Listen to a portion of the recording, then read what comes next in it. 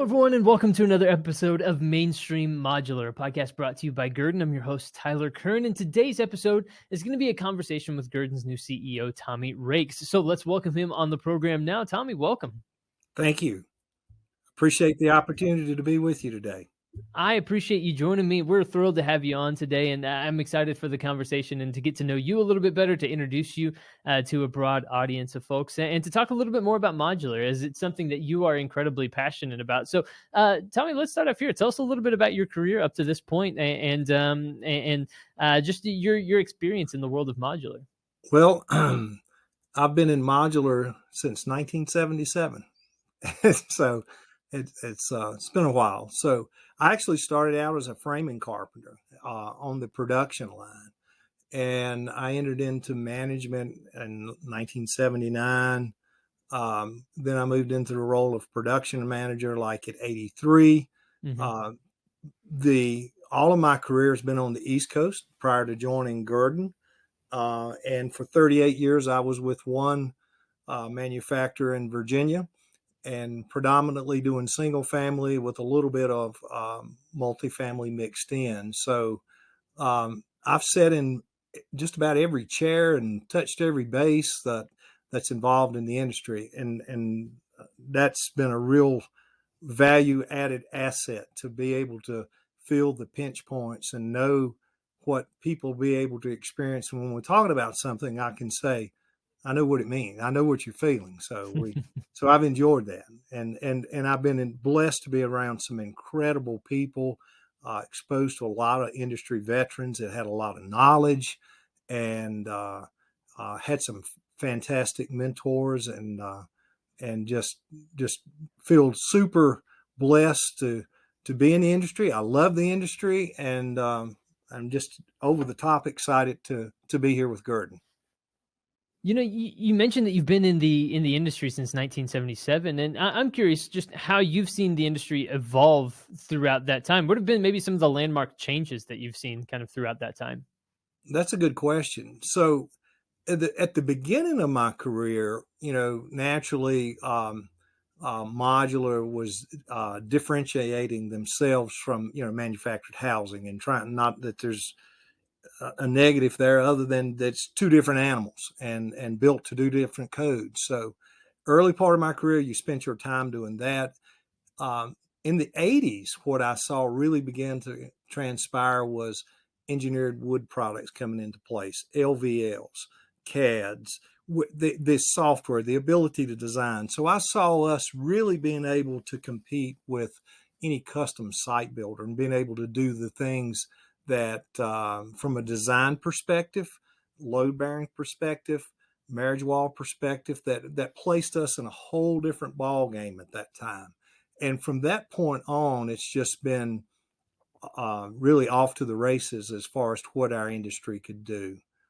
Yeah, that's a really interesting point, and I think just good perspective, just given your experience in the industry. And you mentioned in the press release that introduced you as the new CEO at Guerdon, that you wanted to have a one team, one focus approach at the company. What does that mean to you, and how do you want to implement that type of approach and that kind of focus?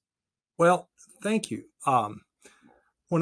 My passion for one team, one focus is really predicated by Guerdon is an industry leader in commercial modular, completed over 200 projects.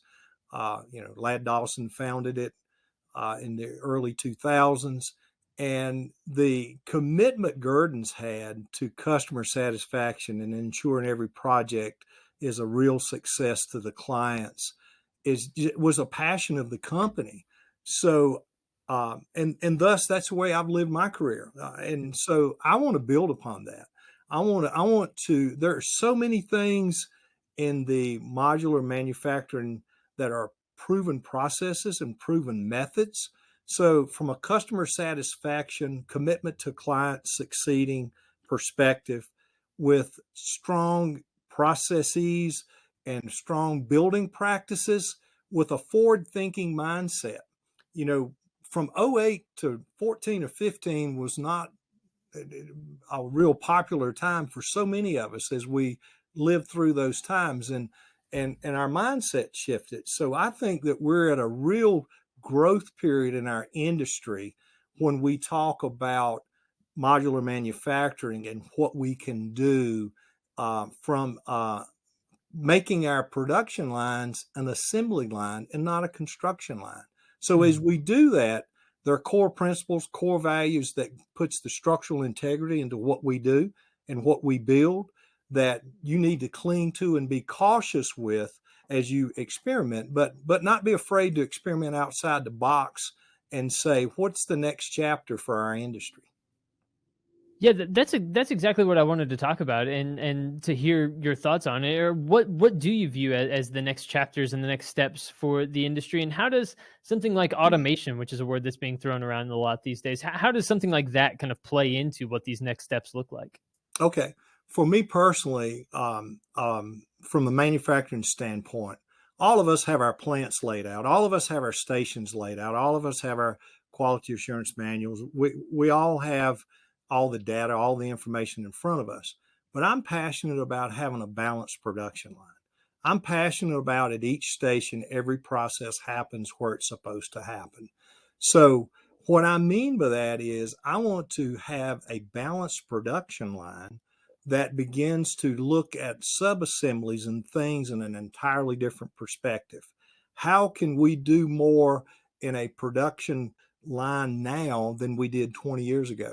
And to do that, we've got to make the line more of an assembly line. There's pinch Mhm. points that we've all had, whether it's drywall stations on the manufacturing line, whether it's the ceiling assemblies, whether it's the MEP pinch points, all those things that create the need to have a production line to be X amount of stations. So when we begin to think about an assembly line process to a construction line process, how do we take sub-assemblies? How do we consider kitchen pods, bath pods? How do we do things offline and bring it to the line and allow it to be an assembly process? Hmm. And that's the important part. I think our industry has some really smart people, new innovative ideas that I want to cling to. I want to be able to network and be able to say, how can all of us push our industry forward to the next facet by this mindset? Now, in speaking of automation, my viewpoint in automation is you invest wisely.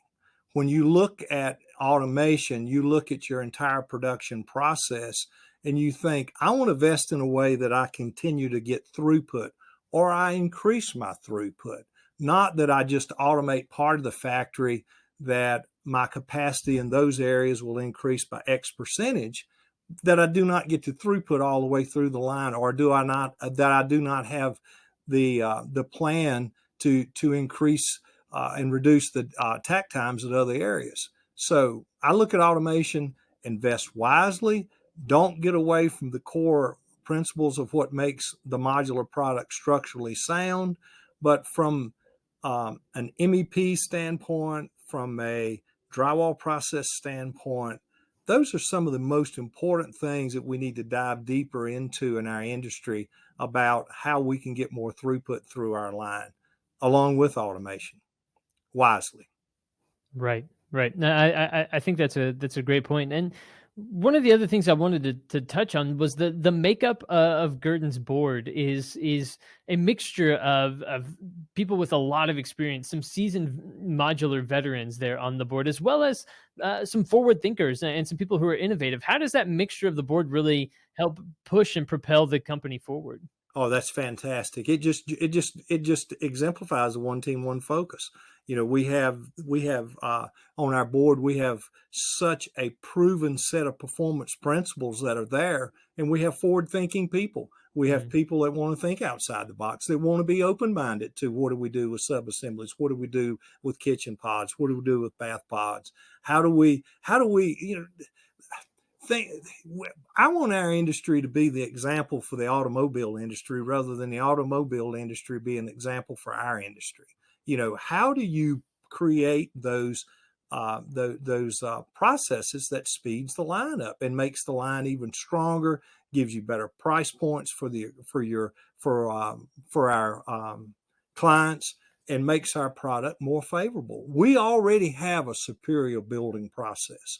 Offsite construction can excel in every measured area to site build, from the standpoint of blower door testing, HERS rating, just all the things that matter, controlling moisture content of the lumber from the time you place the order and receive it until it's shipped and set.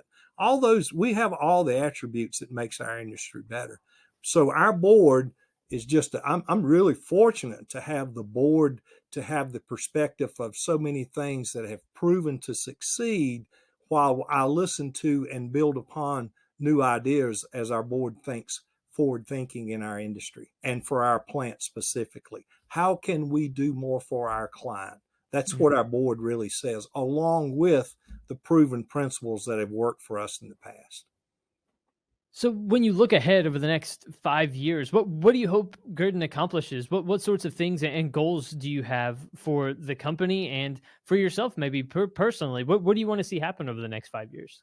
Okay, I like to break it up this way and say, from a client perspective, I want to give better products, continue to give the service Guerdon has proven, only make it better, do more in the factory for the client as the end user, and begin to think about standardization, how we can standardize things. Think about the sectional sofa industry, what they have been able to do with the limited amount of SKUs that can do so many configurations. We need to think from kitchens and baths and a lot of our MEP connections and our things that has to cross modules from section to section or level to level. We use that mindset and say, how can we standardize and give our clients what they want at a far better price and an easy to assemble method, and with less site work, less completion that has to be done after the set. So in the next period of time, I just want that to grow more and more and more. And we're beginning, we're process proving a lot of new processes. I mentioned the drywall process of what we can do offline before it goes online. And we're doing deeper dives with MEP connections. I've shared with that. Now, to come back to the other part, I really like seeing this industry create its next group of leaders, identify the talent pool that's out there, and to begin to create the career paths that works for them. There's some of the best engineers in our industry are the ones that worked on the line and they knew how to build, then they learned how to draw. So, and then as they grow all the way up through the ranks. That worked for me, and I know it works for a lot of other people. So I want to see career paths being generated. I want to be able to do more for the client, and I want to be able to do more for our people on our factory floor. I want to see it be a career decision to be in this industry, not a short-term period of time. Yeah, that's really well put, especially during a time when plenty of industries are struggling to find skilled laborers in those industries. I think charting that path forward is a really important and smart thing to do for the modular industry. And Tommy, as we've been talking a couple of different times, we've talked about. You've mentioned different industries as, you mentioned the automobile industry and wanting modular to maybe set the example for cars rather than vice versa. And then you mentioned sectional sofas and the different configurations. It's interesting to think about how you can draw inspiration maybe from what you're seeing in other industries, whether it's furniture or cars or all these other things. Do you do that on a regular basis? Look and see what other industries are doing and maybe how that could apply to modular construction? I love to think outside the box. There's so many times when you say, if we could do this, how much more effective it could be. Think of Lego blocks. Really, when we're setting projects, it's like a Lego block mentality. So as you go through the processes and you're out there and you're experiencing the pinch points for the people in the field, you keep identifying the things that works. And that's the continuous improvement of this industry. That's what has grown for so long. And that's what I want to see it just continue to grow. But you just got to think outside the box and say, what if we do this? Begin with the end in mind and think, my objective is that when this project is set, the time that it takes to finish each suite, each apartment, each hospitality, whatever it is, when we reduce that by blank, we've just gained so much for all of us, for us as a manufacturer, for our client, for all the developers and all the GCs. So I'm always wanting to find a way to say, how can we do more here that helps you there? Yeah, that's really well put, really well said. So Tommy, as we start to wrap up this conversation today, we've covered a good amount of ground, but I'm sure that there's still so much more that we could talk about, so much more that we could say. But I want to give you the opportunity just to leave us with any final thoughts. What do you want people to hear from you as the CEO of Guerdon here in this podcast episode? What do you want people to hear from you and understand about you as a leader, or about the path forward for Guerdon? I want to say this way: design, standardization, throughput. How do we make things easier for our people and our clients? And how do we create an environment where people want to be here to work with us? So just continue to think outside the box. Creativity is the future of all of us. And I think that, no, I don't think, I know that in the next 5 years, our industry is going to change dramatically with the automation that has been put in place. And as we continue to find those methods that work, the future of our industry is all predicated on what we contribute and hand off to the next group of people, the next talent pool that's coming along. That worked for me, and I want to be part of doing that as well. I want to be able to find John Doe and Mary Sue that's out there that I can contribute something to, and hopefully I live to be an elderly man and I come back and see them in some key roles and how they're contributing correctly. So design, think outside the box. How do we make this production line an assembly line, not a construction line? How do we build upon the success of just doing it the right way, satisfying a customer, give them what they paid for, and find a way to give them more? So that's been a passion of mine throughout my career, and I only want to accelerate that more. Fantastic stuff, and very well said. Tommy Rakes, CEO at Guerdon Modular. Tommy, thank you so much for taking some time talking to us a little bit more about your history in the industry and where you see things moving from here. And congratulations on the new role. Thanks so much for joining us. Thank you for your time today. Thanks. Absolutely. Everyone out there, thank you for tuning in to another episode of Mainstream Modular. We appreciate it very much. Of course, for more, you can always visit the Guerdon website to stay up to date with the latest in news, information, analysis, trends, all the different things that we talk about here on the podcast. You can get at the Guerdon website. And also, you can subscribe to the podcast and stay up to date with the latest in conversations just like this. You can find the podcast, Mainstream Modular, on Apple Podcasts or Spotify, or you can always tune in like what you're doing here today. So thank you again, everyone, for tuning in to another episode. For my guest today, Tommy Rakes, I've been your host, Tyler Kern. Thanks for joining us.